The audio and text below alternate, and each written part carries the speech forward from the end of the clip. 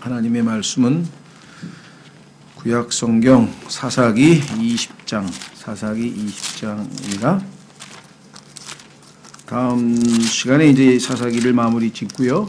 그 다음에 우리는 계속해서 그 다음에 나와 있는 역사서 룻기로 가서 룻기로 이어지도록 계속해서 공부하도록 하겠습니다. 오늘 우리가 공부하려고 하는 이 사사기 20장은 이스라엘에서 일어난 일종의 내란이죠. 우리는 보통 남북전쟁이라는 말을 쓰지만 원래 영어의 그 원칙은 이 명칭은 Civil War, 내란입니다. 그러니까 미국도 같은 나라끼리 싸운 거죠. 우리나라 이 한국 동란도 결국은 내란이죠. 같은 민족끼리 싸운 거니까. 어쨌거나. 그래서 이런 걸 Civil War 이렇게 얘기를 하는데, 이것도 이제 이스라엘 민족도 지금 같은 민족끼리 싸웠기 때문에 일대 내란이 지금 발생한 사건을 다루고 있는데, 그 내란의 원인은 지난번에 봤던 것처럼 한 지파가, 그 지파 중에서도 이제 소위 말하면 이 동성애자들이 가장, 성경에서 그것을 벨리알의 자식들이라 그랬는데요. 벨리알의 자식들, 즉 죄악된 악한 자들이 아주 큰 악을 저지르고, 이에 대해서 이스라엘 민족 전체가 이 악은 간과할 수 없다, 이거는 마땅히 징벌해야 된다, 이렇게 했는데, 같은 지파라고 해서 요즘에 그런 거 있죠. 같은 지역이라 그래서 봐주기, 뭐 우리가 남이냐, 뭐 이런 것. 그래서 결국은 자기 지파를 옹호하기 위해서 그 죄를 덮어버리려고 시도했던 그 베냐민 지파. 사실 이 베냐민 지파가 살아남은 것은 다행인데요. 왜냐하면 사도 바울이 또 베냐민 지파입니다. 사울도 베냐민 지파. 이 베냐민 지파가 성경에서 이 다양한 형태로 이 참 좀 이렇게 도드라져서 눈에 띄는데요. 또 왼손잡이가 많고, 또 왼손잡이 동성애자, 이게 이제 적그리스도의 특징 중에 또 하나인데, 그래서 이게 사실 뭐 성경 전체를 다 훑어서 봐야 되기 때문에 그런 자세한 얘기는 여기서 하지 못하고, 다만 일단 우리는 사사기라고 하는 그 책 조건에 맞춰서 핵심적인 것만 살펴보려고 합니다. 말씀드린 것처럼 16장까지 삼손까지가 이제 역사적 그 시간의 흐름에 따라 기록된 것이고, 17, 18, 19, 20, 21 이 5장은 그 당시 사사시대의 사람들의 상태, 그것도 이제 도덕적 상태 또는 영적 상태가 어떠했는지를 보여주는데, 우리는 17, 18장에서 우상숭배가 어떻게 시작이 됐는지를 살펴보았고, 그것이 오늘날 이 로마 가톨릭 교회와 어떻게 연관됐는지도 좀 살펴봤고, 그 다음에 오늘 살펴보고자 하는 19, 20, 21장은 그 또 다른 죄악이죠. 그 국가 안에 이 성적인 타락 또는 범죄가 있을 때에 어떠한 큰 결과를 가져오게 되고, 특별히 그 죄를 제거하려고 했을 때 그것을 옹호하거나 또 무마하려고 시도하는 것들이 하나님 앞에서 얼마나 무모한 일이었는가, 이런 교훈들을 우리가 얻게 됩니다. 그래서 상당히 길기 때문에 쭉 읽어가면서 핵심적인 이야기를 찾아서 말씀을 드리겠습니다. 자, 사사기 20장입니다. 사사기 20장. 그때 이스라엘의 모든 자손이 나가고 그 회중이 단에서부터 부엘세바에 이르기까지 길르앗 땅과 더불어 한 사람같이, 이게 한 사람같이는 한 마음이라는 뜻이죠. 한 뜻처럼 한 마음 한 사람같이 미스바에서 주께로 함께 모이니라. 왜 그랬느냐? 한 사람이 갑자기 자기의 첩을 시체를 12조각을 내가지고 쫙 12지파에다 갖다 보내니까 경악할 일이죠. 그렇죠? 사람 시체를 놔보내. 그래서 그것을 듣고 왜 이런 일이 벌어나는지 이제 확인하기 위해서 이제 모였습니다. 그래서 이제 그 보낸 사람으로부터 왜 이런 짓을 했는지 듣고 거기에 대해서 지금 이제 행동을 취하는 거죠. 네. 그래서 이스라엘 모든 자손을 설명할 때는 단이라고 하는 것은 이스라엘의 최북단이고, 브엘세바는 이스라엘의 팔레스타인 땅의 최남단입니다. 그래서 북과 남에서 그 다음에 이제 길르앗 땅은 오른쪽, 다시 말해서 요단강 동쪽에 남아있던 두 지파 반이 있었는데, 그 두 지파 반을 전체를 합쳐서 일단 길르앗 땅이라 이렇게 불렀습니다. 그러니까 이스라엘의 12지파 전체가 지금 다 모였는데, 그 장소는 지금 여기 미스바라고 하는 장소죠. 예. 온 백성의 우두머리들 곧 이스라엘의 모든 지파의 우두머리들이 하나님의 백성의 집회에서 자기들을 보이니 칼을 뺀 보병이 40만 명이더라. 40만 명이 지금 여기에 지금 모였는데 이제 이스라엘 자손이 미스바로 올라간 것을 베냐민 자손이 들었더라. 자, 지금 한 지파는 안 모였어요. 여기 한 지파만 지금 모여 있고 한 지파가 빠져 있는데 그 지파 이름이 베냐민 자손.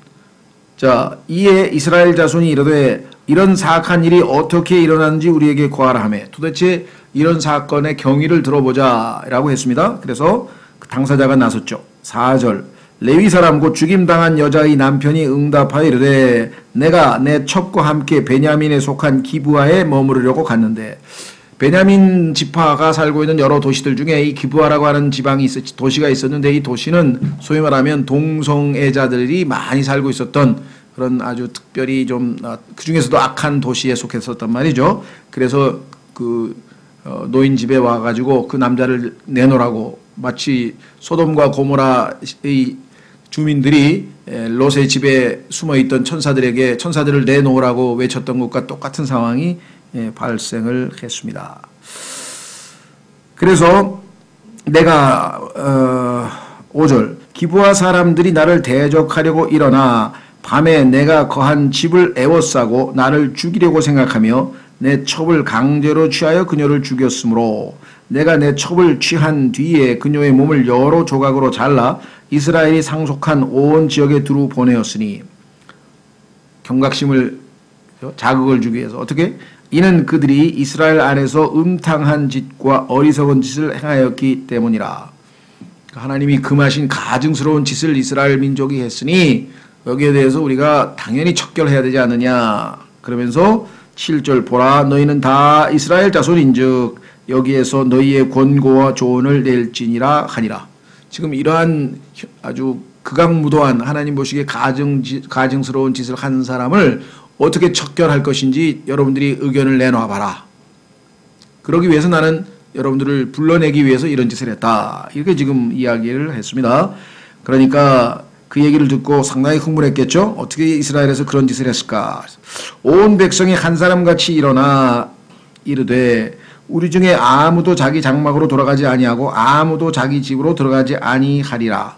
이 문제를 척결할 때까지는 우리는 안 돌아가겠다. 집으로 안 돌아가고 오직 이제 우리가 기브아에게 행할 일이 이것이니 곧 우리가 제비 뽑아 기브아를 치러 올라가되.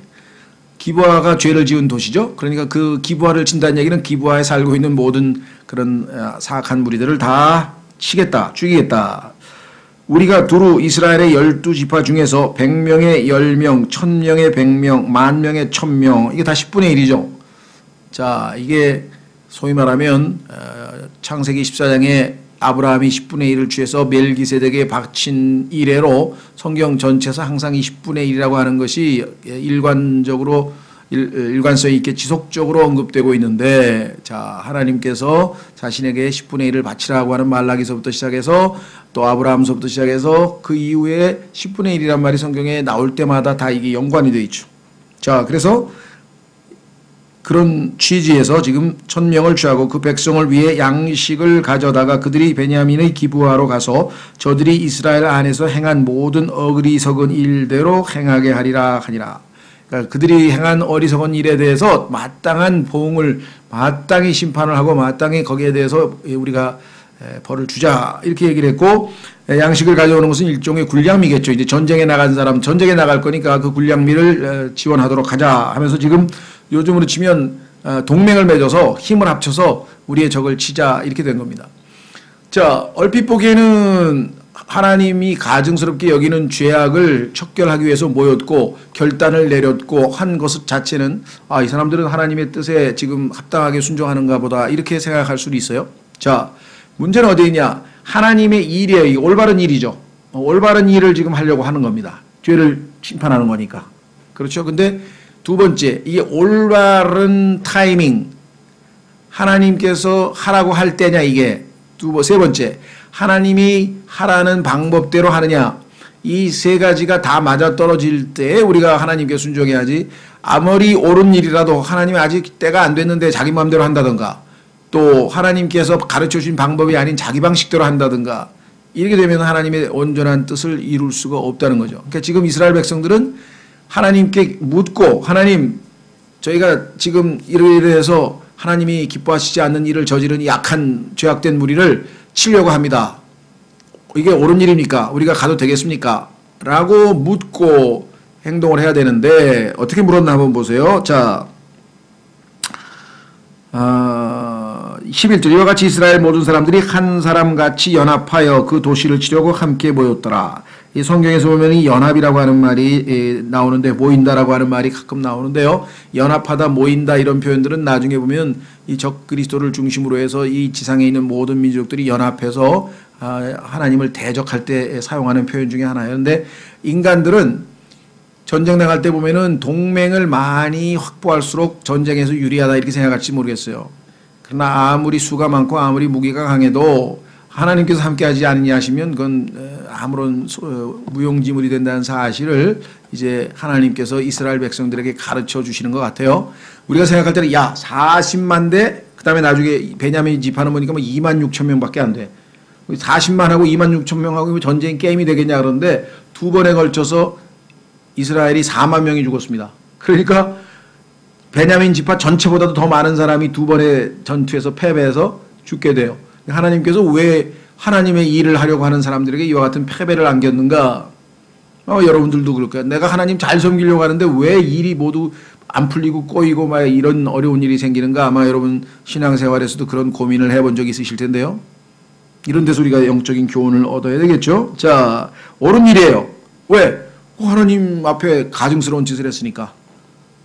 그런데 자 어떻게 질문했나 한번 보세요. 이스라엘 지파들이 베냐민 온 지파에게 두루 사람들을 보내 이르기를 너희 가운데 이루어진 이 사악한 일이 도대체 무엇이냐. 그런즉 이제 기브아에 있는 자들 곧 벨리알의 자손들을 우리에게 넘겨주어 우리가 그들을 죽여서 이스라엘에서 악을 제거하게 하라 하였으나. 옳은 일이지만 하나님께 이거 지금 이 일을 해야 되는 겁니까? 안 해야 되는 겁니까? 전혀 지금 기도도 안 하고 묻지도 않고 지금 자기들끼리 그냥 결정해서 옳은 일이지만 자기들끼리 결정했다는 것. 자, 그 다음에 보십시오.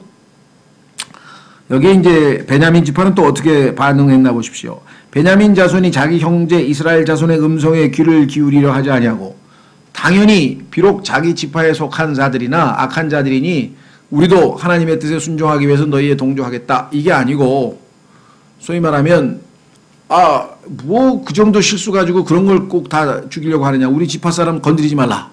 이러면서 소위 말하면 요즘으로 치면 지역주의라고 할 수 있고 민족주의라고 할 수 있고 뭐 이런 혈연주의 뭐 이런 인간의 강한 유대감 이것은 올바른 유대감이 아니죠. 악을 보호하기 위해서 자기들끼리 다 봐주고 할 수는 없는 것이죠. 예. 자, 그래서 어떻게 됐느냐. 이들이 다시 자기들도 싸우려고 나왔습니다. 자, 도리어 베냐민 자손이 도시들에서 나와 기브아에 함께 모여 나가서 이스라엘 자손과 싸우려 하더라. 그때 도시들에서 나온 베냐민 자손의 수는 칼을 뺀 자가 2만 6천 명이요 그 외에 기브아 거민들 중에서 택하여 계수된 자가 700명. 그러니까 그 벨리알의 무리들 있죠. 악한 짓을 저지른 자들 그 마을 사람 700명도 합쳐져서 지금 2만 6천 700명이 이제 전쟁을 하러 나온 거예요. 이 온 백성 가운데는 되는 선정된 왼손잡이 700명이 있는데 자, 이 왼손잡이는 성경에서 특별히 전쟁에 능한 사람이고 나중에 이제 이게 이제 적그리스도와도 연관이 되는데 왼손잡이라고 할 때 성경에서 갖는 의미는 바로 그런 것인데요.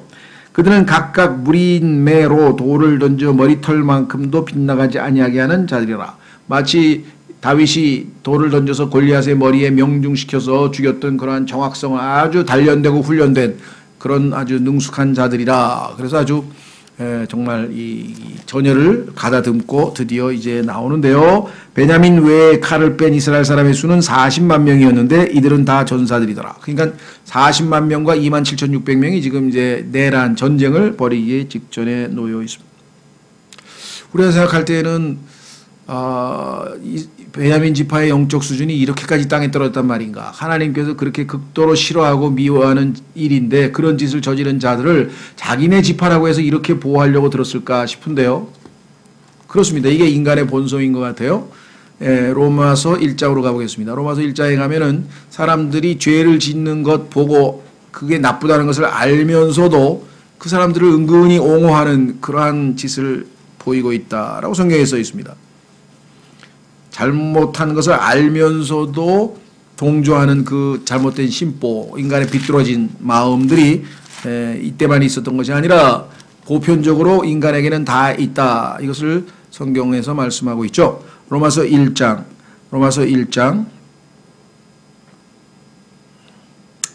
29절 인간의 하는 짓들, 즉 인간들이 하는 죄악들을 상당히 많이 열거했죠. 그들은 곧 불의와 음행과 사악함과 탐욕과 악의로 가득하며 시기와 살인과 논쟁과 속임수와 적개심으로 가득하고 수군수군하는 자요, 뒤에서 헐뜯는 자요, 하나님을 미워하는 자요, 업신여기는 자요, 교만한 자요, 자랑하는 자요, 악한 일들을 꾸미는 자요, 부모에게 불순종하는 자요, 지각이 없는 자요, 언약을 어기는 자요, 본성의 애정이 없는 자요, 화해하기 어려운 자요, 긍휼이 없는 자라. 그들이 이런 일들을 행하는 자들은 죽어야 마땅하다는 하나님의 심판을 알고도 저런 자들은 천벌을 받아 마땅하다. 다 압니다. 그래서 속으로 아유 저런 천벌을 받을 놈들이라고 이렇게 얘기를 하는데 문제는 뭐예요? 같은 일들을 행할 뿐 아니라 그런 일들을 행하는 자들을 기뻐하느니라. 이야.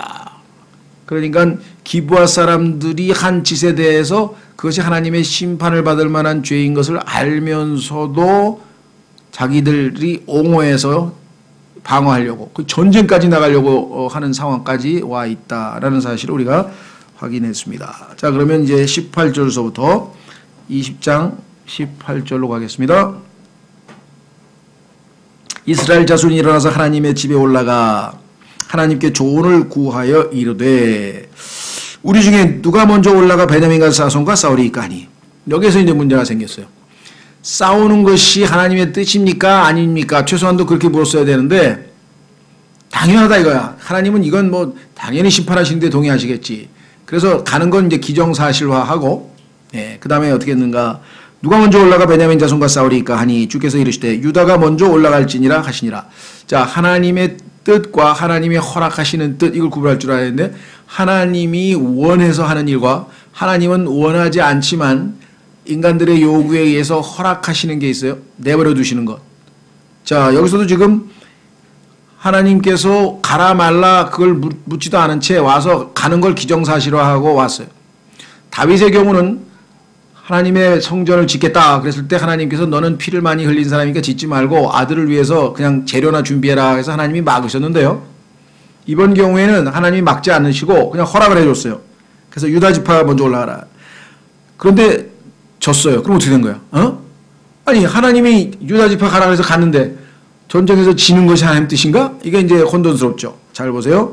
이스라엘 자손이 아침에 일어나서 기브아를 마주보고 진을 치니라. 이스라엘 사람들이 베냐민과 싸우려고 나가며 이스라엘 사람들이 기브아에서 그들과 싸우려고 전열을 갖추매 베냐민 자손이 기브아에서 나와 그날에 이스라엘 사람 22,000명을 멸하여 땅에 쓰러뜨렸으나 22,000명이 죽었어요. 그 백성 곧 이스라엘 사람들이 스스로 용기를 내어 자기들이 첫째 날 전열을 갖춘 곳에서 다시 전투 대형을 갖추니라. 22,000명이 하루에 죽었는데 그 다음날 제2차 공격을 하기 위해서 또 사람들이 모여 있어요.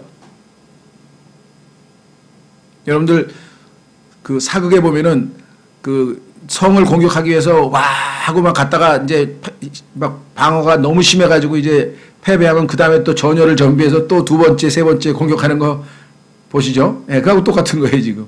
자, 그런데 이번에는 조금 나아요. 이제 어떻게 했냐. 조금 하나님 앞에 이런 기도를 드렸네요. 이스라엘 자손이 올라가 주 앞에서 저녁 때까지 울며 회개하는 거예요.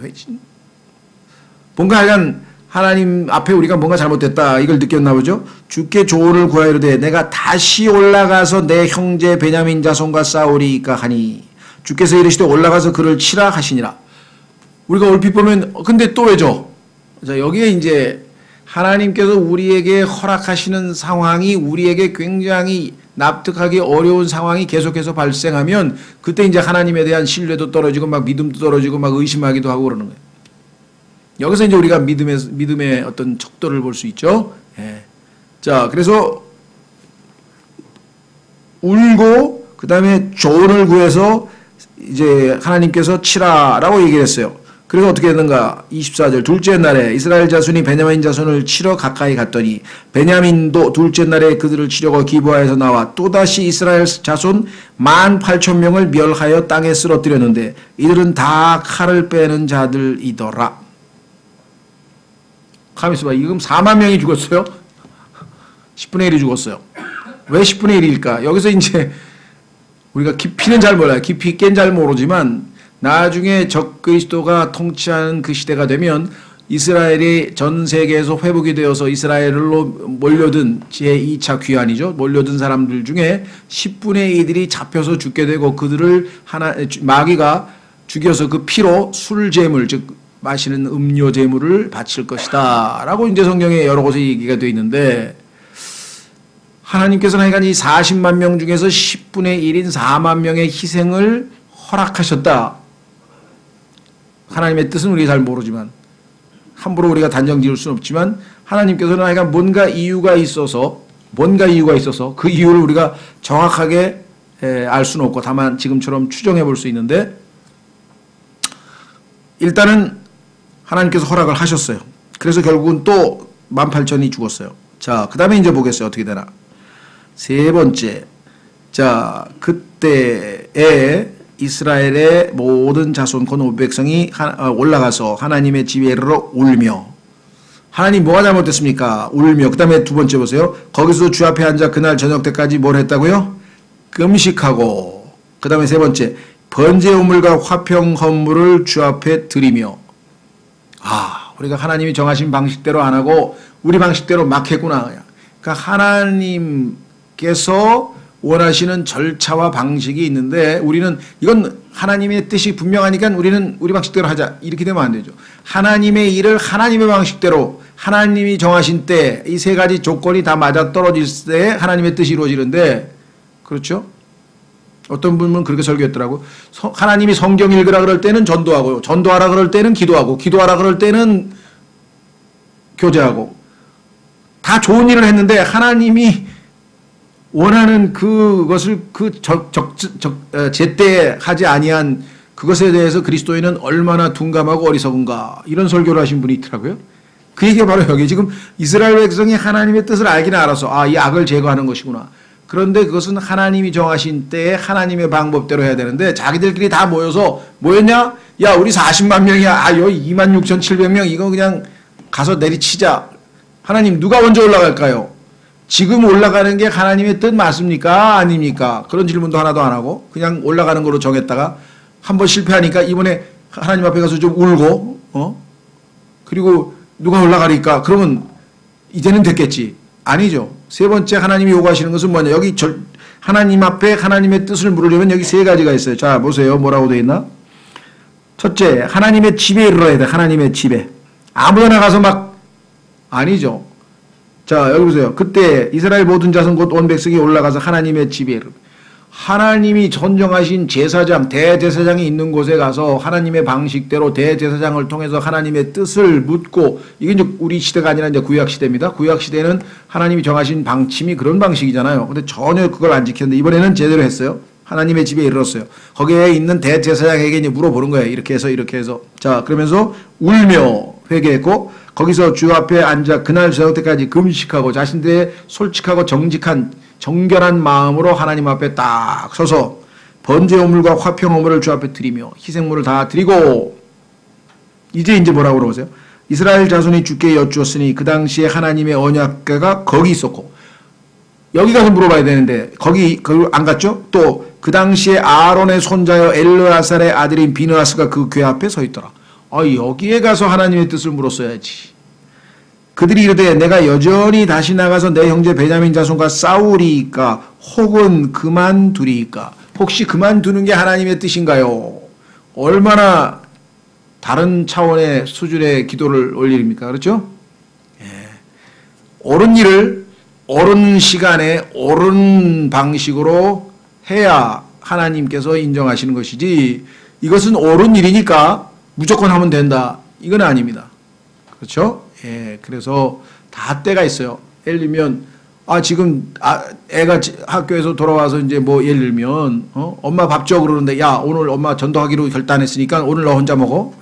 그리고 나간다든가 예를 들면 그렇죠? 아니면 반대로 애가 가서 밥도 먹고 충분히 쉬고 있는데 그렇죠? 예. 하나님 그 형제들끼리 같이 거리 설교를 하기로 나가서 딱 마음 먹고 나가야 되는데 거기 안 나가는 핑계가 우리 애하고 좀 가족하고 시간 좀 보내야지. 이것도 옳은 일이고 다 옳은 일이에요. 그러나 옳은 일을 옳은 시간에 옳은 방식으로 이게 여간한 지혜가 없으면요 우리가 하나님의 뜻을 자꾸만 놓치는 경우가 허다합니다. 이게 신앙생활에 있어서의 우리의 미숙함이죠. 그러니까 이스라엘 백성은 드디어 알았어요. 이 하나님의 뜻이 맞기는 맞지만 우리가 하나님의 집에 가서 하나님의 대제사장에 있는 곳에서 하나님께서 원하시는 방식대로 울고 금식하고 그 다음에 어떻게 했습니까? 헌물을 바치고 그렇게 했어요. 그리고 나서는 하나님 올라가는 게 하나님 뜻입니까? 아니면 그만두는 게 뜻입니까? 순종하겠습니다. 말씀해 주십시오. 이렇게 했더니 하나님께서 뭐라 그랬어요? 주께서 이르시되 올라가라. 아까는 뭐라 그랬습니까? 올라가라 했죠. 23절에 올라가서 그렇지라. 이번에 뭐라 그랬어요? 올라가라. 그 다음에 이 말씀을 듣고 움직였어야 돼. 그게 뭐예요? 내일 내가 그들을 네 손에 넘겨주리라. 하나님의 승리의 약속을 듣고 그 말씀을 믿음으로 나가야죠. 그래서 우리가 믿음 생활이죠. 하나님께서 무슨 말씀인지 이해가 되세요? 참 이게 약간 미묘한 문제인데요. 비슷한 것 같지만 우리가 실패하는 면에서 이들도 역시 실패를 했네요. 자, 그래서 이번에는 하나님의 약속을 딱 붙들었어요. 내일 내가 그들을 내 손에 넘겨주리라 하심으로 이스라엘이 기브아 사방에 복병들을 두니라. 지난번 여호수아 시대에도 복병을 둬서 아이성 전투에서 이겼잖아요. 그러니까 하나님께서 지혜를 주신 것 같아요. 너희가 이길 수 있는 방법은 여호수아가 사용했던 그 습격, 복병을 둬서 유인을 해서 전투를 벌이면 승리할 것이다. 이스라엘 자손이 셋째 날에 베냐민 자손을 치러 올라가서 자, 셋째 날 성경에서 예수 그리스도의 재림의 날, 예수 그리스도의 부활의 날, 항상 성경에서 셋째 날 상당히 관련이 있죠. 다른 때와 같이 기브아를 마주보며 전열을 갖추니 베냐민 자손이 백성을 치려고 나오다가 유인을 받아 그 도시에서 떠났더라. 그들이 큰 길 곧 한편은 하나님의 집으로 올라가는 길이요 다른 한편은 들에서 기브아로 가는 길에서 다른 때와 같이 백성을 쳐서 이스라엘 사람 30명가량을 죽이기 시작하였더라. 그러니까 이제 이번에도 승리인가 보다. 자, 보세요. 첫 번째 22,000명 승리, 두 번째 18,000명 승리. 그러면 어떻게 되겠어요? 이거 별것도 아니네. 이거 숫자 많은 거 하고 교만해졌겠죠? 그래서 이제 아주 정말 마음이 이미 지금 교만한 상태에 있을 때 이미 이제 패배가 시작되는 것이죠. 하나님께서 사용하시는 그 비밀스러운 전략은 우리가 능히 가늠할 수 없는 정말 신비스러운 방식으로 우리가 때로는 이해할 수 없는 그저 하나님을 신뢰할 수밖에 없는 방식으로 일을 처리하시기 때문에 우리는 그분을 신뢰할 뿐이다. 자, 그래서 지금 30명 가량을 죽이기 시작해서 32절 베냐민 자손이 이르기를 그들이 처음과 같이 우리 앞에서 패하였다. 요번에 세 번째도 우리가 이겼네 하였으나 이스라엘 자손은 이르기를 우리가 도망하여 그들을 그 도시로부터 큰 길로 유인하자 하니라. 이스라엘의 모든 사람은 자기 처소에서 일어나 바알 다말에서 전열을 갖추었고 이스라엘의 복병들은 자기들의 처소 곧 기브아의 초원에서 나왔더라. 그래서 드디어 복병 전략으로 유인책으로 승리를 거두는데요. 34절 온 이스라엘에서 택한 사람 10,000명이 기브아를 치려고 나왔고 싸움이 심히 맹렬하였으나 그들은 자기들에게 한 화가 가까이 이른 줄을 알지 못하였더라. 그렇습니다. 사람들은요 승승장구하면요 정말 대단한 것 같아요. 근데 어느 한순간에 몰락해버려요. 자, 한번 확인해 보겠습니다. 전도서 9장 12절 전도서 9장 12절 보시면은요 전도서 9장 12절 사람도 자기 때를 알지 못하나니 물고기들이 재난의 그물에 걸리고 새들이 올무에 걸림같이 사람들의 아들들도 재난의 때에 그것이 그들에게 갑자기 닥치면 올무에 걸리느니라.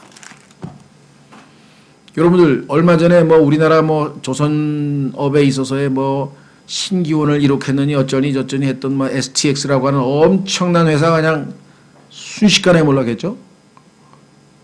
한진해운 이건 세계 2위 2위인지 3위인지 조선업을 해양 해사라고 해가지고 엄청나는데 그것도 그냥 순식간에 몰락했죠. 그렇죠. 지금 뭐 그냥 끝을 모르고 막 승승장구하던 사람들이 순식간에 몰락한 게 뭐 기업에 있어서도 그렇고 정권에 있어서도 그렇고 또 하여간 인간사에서도 그렇고 영적도 마찬가지예요. 그냥 막 정말 충만해가지고 막 올라가던 어느 한순간에 그냥 그 형제 왜 그러지? 교만하면은요 하나님의 손이 떠나면 순식간에 그냥 몰락해버리는 게 인생사이기 때문에 항상 겸손하게 하나님 앞에 엎드려 있어야 되는데, 야 이거 뭐 22,000명에 18,000명이 야 이 자식들이 이거 40만 명 나와봐야 이거 아무것도 아니네 하고 벌써 딱 바람이 들어가서 교만해지는 순간에 그들은 어떻게 됐습니까? 그 교만 때문에 하나님의 심판을 받는 거예요. 어떻게 할 수 있어요? 35절 주께서 이스라엘 앞에서 베냐민을 치시며. 누가 치셨다고요? 주님께서 치시면, 주님을 대적하면. 왜? 주님은 교만한 자를 대적한다고 성경에 써 있거든요. 그러니까 주변에 뭐 날고 기고 뭐 별일이 벌어져도 흥분할 거 하나도 없어요. 그 사람들이 하나님께 교만한 순간 그냥 순식간에 몰락을 해버린다. 순식간에. 자, 그래서 우리는 하나님 앞에 항상 겸손을 유지하는 것이 우리가 해야 될 일이지, 외적으로 하나님이 복을 주셔도 하나님께 감사하고 때로는 어렵게 해도 하나님께 감사하는 마음. 자, 여기서 주님이 치셨다고 분명히 말씀했습니다. 그러니 승리할 수밖에.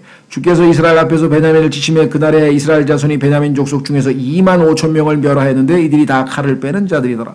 이에 베냐민 자손이 자기들이 패한 것을 깨달았으니 이스라엘 사람들이 자기들이 기부와 옆에 둔 복병들을 믿고 베냐민 족속에게 자리를 내주며 복병들이 급히 나와 기부하로 돌격하고 나아가면서 칼날로 온 도시를 쳤더라. 이제 이스라엘 사람들과 복병들 사이에 약정한 표적이 있었는데 그것은 곧 그들이 그 도시에서 연기와 함께 큰 불꽃이 치솟게 하자는 것이더라. 아이성을 칠 때 작전하고 똑같죠? 여호수아에서 공부했던 것처럼, 보는 걸 수 있는 것처럼. 이스라엘 사람들은 싸움에서 물러가고 베냐민은 이스라엘 사람들 중에서 30여 명 가량을 쳐서 죽이기 시작하였으니, 앞에 나와 있는 걸 반복합니다. 똑같은 설명을 하면서 조금 더 보완하죠. 성경 기록은 항상 그렇습니다. 창세기 1장 창조에 대해서 다 이야기했어요. 그런데 창세기 1장 26절에 나와 있는 인간 창조에 대해서 더욱 조금 자세하게 보완하기 위해서 창세기 2장을 또 반복 설명을 하죠. 그러니까 성경은 앞에서 한 얘기를 다시 반복할 때에는 그 반복한 것 중에서 중요한 것을 보완하기 위해서 기록하는데 이것이 성경의 기록 방법이다 그랬습니다. 여기도 지금 앞에 나와 있는 얘기를 또 한 번 하잖아요. 30명 아까 읽었잖아요. 30명 가량을 쳐서 죽이기 시작하였으니 이는 그들이 분명히 이르기를 분명히 그들이 처음 싸움에서처럼 우리 앞에서 패하였다 하였기 때문이더라. 그러나 불꽃이 연기 기둥과 함께 그 도시에서 일어나기 시작할 때 베냐민 족속이 자기들의 뒤를 바라보며 보라 그 도시의 불꽃이 하늘에까지 올라갔더라. 그 불꽃을 신호로 해서 도망가던 사람이 유인하던 자들이 갑자기 돌아서서 내리치고 또 도시 안에서는 나오고 안팎에서 양쪽에서 지금 갇혀버린 신세가 되어버린 셈이죠. 또 이스라엘 사람들이 다시 돌아설 때 베냐민 사람들이 화가 자기에게 임한 것을 보았으므로 놀라니라. 그러므로 그들이 이스라엘 사람들 앞에서 등을 돌려 광야길로 향하였으나 그들에게 싸움이 닥칠 때 이스라엘 사람들이 도시들에서 나온 자들을 그 도시들 한가운데에서 멸하니라. 이와 같이 그들이 베냐민 족속을 에워싸고 추격하여 해뜨는 쪽의 기부와 맞은편에서 그들을 쉽사리, 뭐 이미 사기가 떨어져서 도망치다가 이제 다 그렇게 된 사들이니까 쉽사리란 말은 정말 너무나 간단하게 짓밟음에 베냐민 중에서 쓰러진 자가 18,000명이었더라. 그들은 다 용사들이었더라 그랬습니다. 그러니까 아까 25,000명인데 그 25,000명이 어떻게 죽었는지를 지금 자세하게 보완 설명을 하면서 우선 이런 방식으로 해서 18,000명이 죽었다. 그 다음에 어떻게 됐나 보세요. 그들이 돌아서서 광야로 도망하여 림몬 반석에 이르렀는데 이스라엘 사람들이 큰 길에서 또 그들 중에서 5,000명을 이삭 줍듯 하고, 얼마나 사람을 쉽게 죽였는지 마치 사람들 전쟁에서 죽인 게 이삭 줍는 정도로 쉬웠다. 그러면 18,000 플러스 5,000은 23,000이죠. 그럼 아까 25,000명에서 이제 2,000명 남았네요. 그러니까 그 25,000명이 죽었는데 어떤 방식으로 죽었는지를 지금 자세하게 지금 풀어서 설명하고 있는 중이죠. 예. 자, 이들은 다 용사들이었더라. 아무리 용사고 아무리 용맹해도요, 하나님께서 그들을 대적하면 뭐 어떻게 할 도리가 없죠. 패배당하는 수밖에. 자, 그 다음에 어떻게 됐는가. 이제 맹렬히 그들을 추적하여 기돔에 이르러 또 그들 중에서 2,000명을 죽이니까 그러면 이제 25,000 딱 됐네요. 그렇죠? 이로써 그날에 베냐민 중에서 쓰러진 모든 칼을 빼는 자는 25,000명이었는데 이들은 다 용사들이더라. 자, 여기서 이제 많은 사람들이 고민을 합니다. 가만히 있어봐. 25,000명인데 왜 아까 35절에서는 25,100명이지? 그럼 100명 어디 갔어? 근데 야, 역시 성경에 모순이 있구나 이렇게 또 생각하는 사람이 있어요. 그런데 온 우주 만물을 질서 있게 운행하시는 하나님께 성경에다가 모순된 걸 돕겠습니까? 뭔가 우리가 모르고 있어서 그렇지. 자, 어떻게 알아요? 37절 보세요. 37절. 복병들이 급히 나와 기브아로 돌격하고 나아가면서 칼날로 온 도시를 쳤더라. 그러니까 성에 남아있던 자들 100명이 죽은 얘기는 여기 기록이 안 된 거죠. 무슨 말이 되겠죠?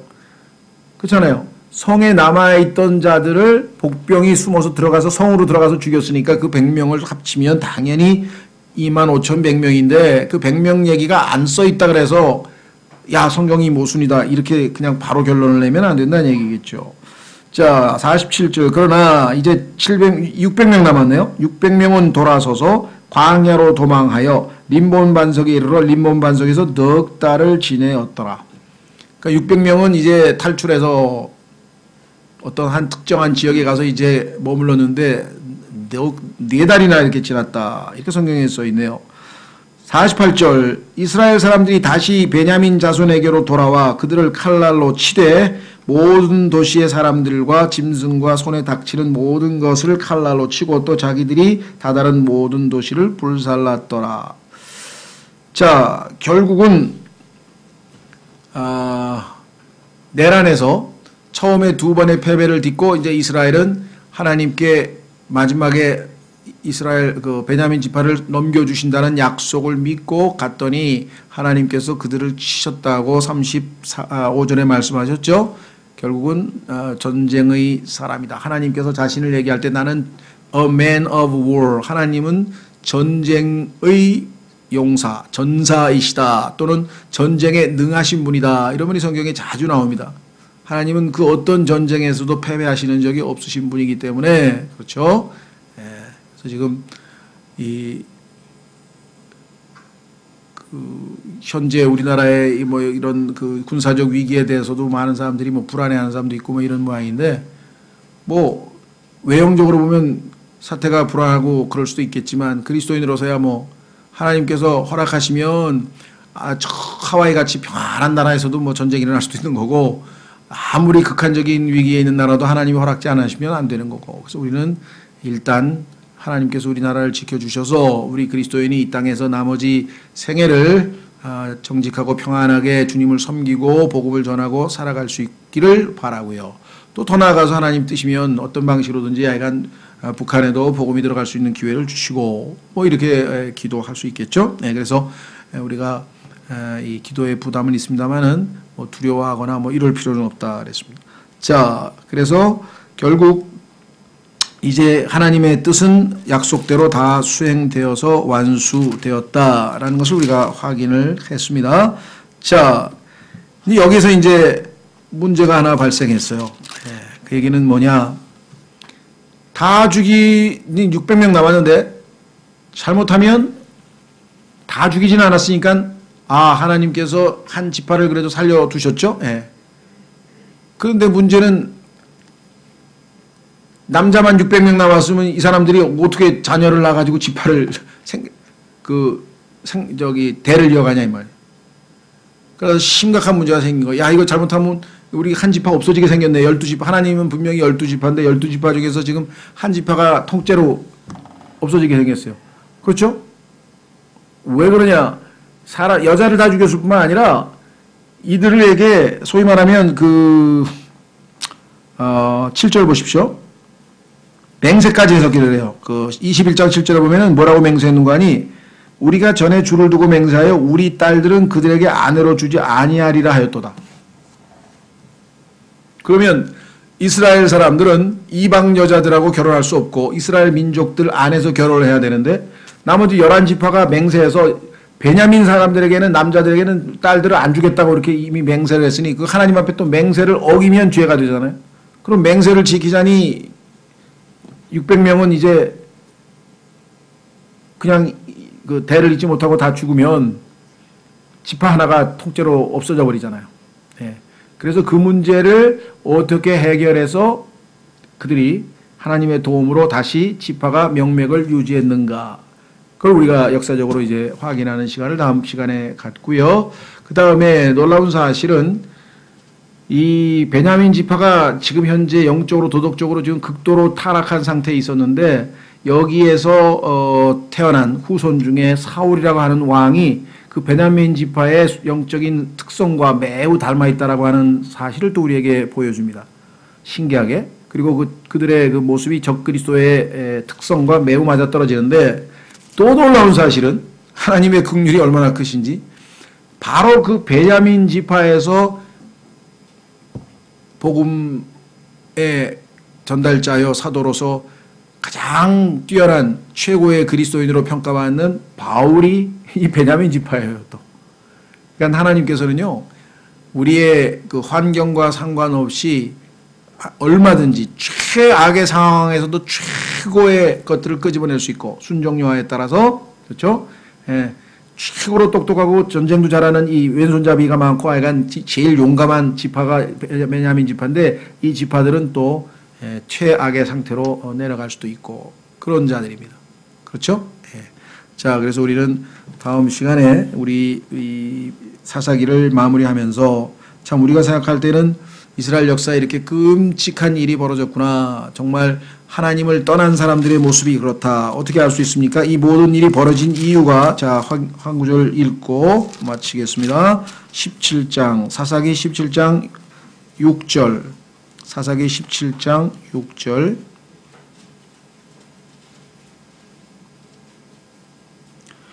그때에는 이스라엘의 왕이 없었으므로 사람마다 자기 눈에 옳은 것을 행하였더라.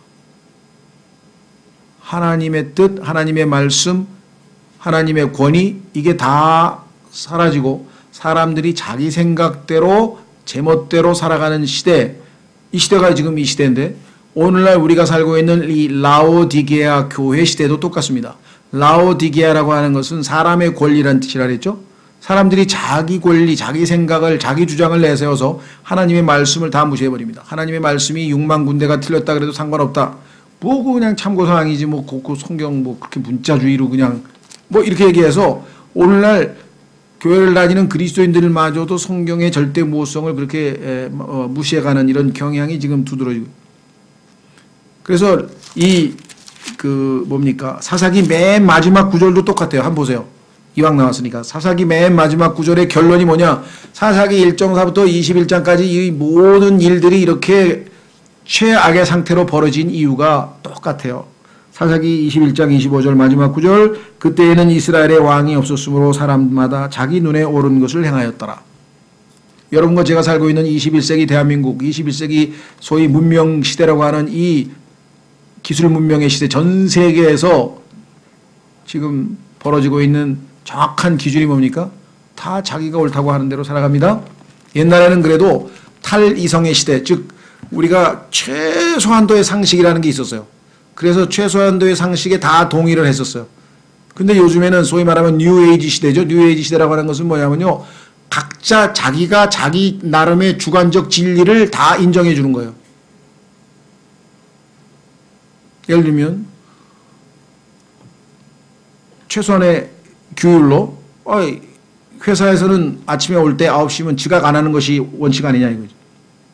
근데 어떤 사람은 난 그렇게 생각 안 하는데 나는 9시에 출근이지만 난 10시에 와서 다른 사람 6시에 퇴근할 때 나 7시에 퇴근하면 뭐 같이 똑같이 일했는데 그게 무슨 큰 문제인가?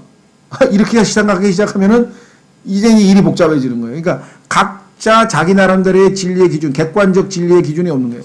옛날에는 적어도 그리스도인들은 철저하게 하나님의 말씀 또는 이 세상에서는 우리나라가 뭐 유교 국가였다 그러면 유교적 최소한의 어떤 공통분모라는 게 있었잖아요.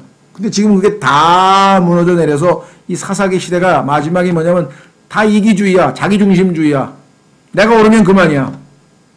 그렇죠? 내가 오르면 그만인 시대에 지금 우리가 살고 있는 거예요. 그러니까 사사기가 결코 옛날 얘기만은 아닌 시대에 우리가 살고 있다는 것을 우리가 확인해 볼 수 있는 시간인 것 같습니다. 시간 여러분과 제가 주님 우리에게는 이제껏 저도 예수님 믿기 전에는 내가 내 생각대로 내가 보기에 옳다고 그런 삶을 살았지만 이제 하나님의 말씀을 최종 권위로 주셔서 절대적으로 하나님의 말씀에 근거해서 살 수 있는 그러한 확고부동한 말씀을 주신 것을 감사하고 우리 그리스도인만이라도 하나님이 살아계심을 입증하고 이 말씀에 근거해서 하나님의 뜻을 이루시는 그러한 쓰임받는 일꾼들이 되도록 다 같이 잠깐 기도하겠습니다.